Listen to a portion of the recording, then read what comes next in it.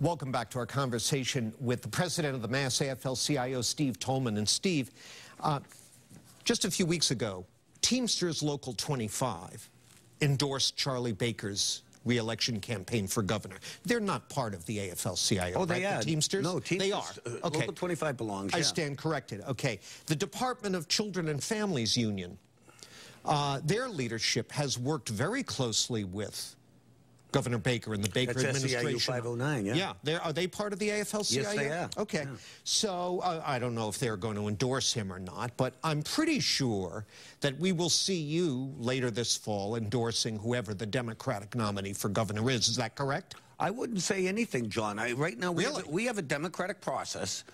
We have a democratic process, and we're going to evaluate where we are, where our members are. It's going to be based on who's standing with working people. Could you see yourself endorsing Baker?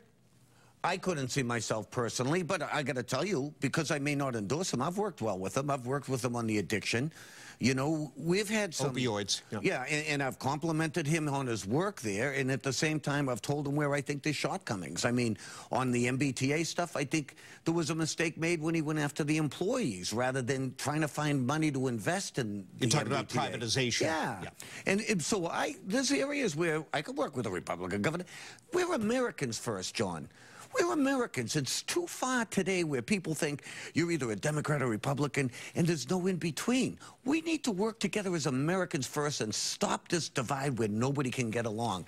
Okay, but when's the last time the Mass AFL-CIO endorsed a Republican candidate? Well, I guess we did endorse a senator about 2 or 3 years ago, a Republican senator, the young man from Weymouth. And you know what? He's done a pretty good job. Okay.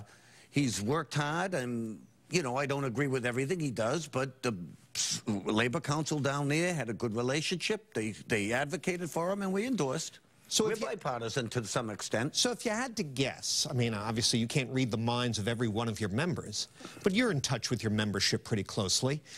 If the election were tomorrow, what % of them would vote Baker? I don't know about that, John. That's something that I would not want to think about, because hopefully we can get a Democrat that would talk to our values, talk about, you know, let's face it, John, the governor's done a pretty good job, but there are shortcomings. We're 45th in the nation in investing in higher education.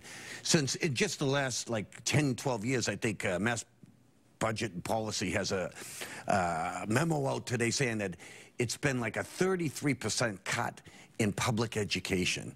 And it's an enormous increase in debt being put on higher public education students, because we're not invested in the proper scholarships in higher ed. Real quickly, there's 3 people out there running for governor, although no one's made the ballot yet. That'll come later on this year. Anybody jump out at you as reflecting this agenda you're promoting? Well, there's 3 candidates. There's 3 candidates, and each of them are working in their own ways. We haven't made any decision yet, John, though. Okay. We'll be in touch on that, and we'll look forward to talking with you later on during this campaign. We should make this show an hour. Okay, I'm game. Great to see you. Thanks. Good to see you. Thanks very much. Steve Tolman, president of the Mass AFL-CIO. Now it's time for me to pitch it back over to my colleagues for more WBZ News.